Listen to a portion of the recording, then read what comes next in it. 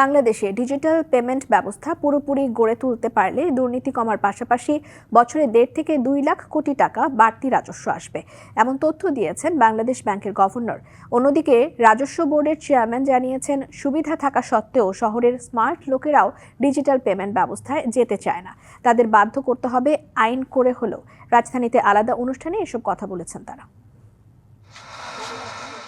অর্থ পরিশোধে এখনো বাংলাদেশের বেশিরভাগ মানুষই নগদ টাকায় লেনদেন করে, আর এই অর্থ ব্যবস্থাপনায় বছরে 20,000 কোটি টাকা ব্যয় করতে হয় সরকারকে। একদিকে নগদ টাকা বহন করতে গ্রাহকের ঝুঁকি রয়েছে, অন্যদিকে ব্যাংকে পে অর্ডার ভাঙাতে কমপক্ষে 3 বার ঘুরতে হয়। তবুও মানুষ ডিজিটাল পদ্ধতিতে লেনদেন করতে চায় না।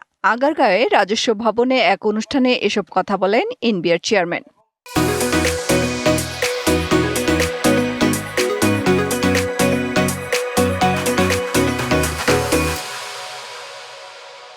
সবার আগে কিন্তু আমাদের প্রান্তিক জনগণ এই ডিজিটালাইজেশন থেকে এমব্রেস করেছে।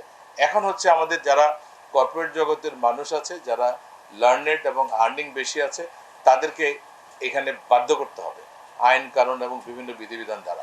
অন্যদিকে রাজধানীর একটি হোটেলে এক অনুষ্ঠানে বাংলাদেশ ব্যাংকের গভর্নর জানিয়েছেন, ডিজিটাল ব্যবস্থা গড়ে তোলার ক্ষেত্রে বাংলাদেশ ভারত ভুটানের চেয়েও পিছিয়ে।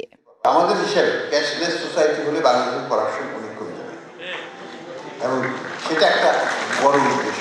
আমাদের হিসাবে বাংলাদেশে ক্যাশলেস হলে 1.5 থেকে 2 লক্ষ কোটি টাকার নতুন রাজস্ব বা আয় বৃদ্ধি পাবে। জানান, ডিজিটাল পেমেন্ট ব্যবস্থার প্রসারে আরও বেশি মোবাইল ফাইন্যান্সিয়াল সার্ভিস প্রতিষ্ঠান গড়ে ওঠা দরকার। লোন নিতে চাও, কিউআর কোড দিতে হবে, এটা রাখবে, এটার সাথে আমাদের মেহের মনি, ডিবিসি নিউজ, ঢাকা।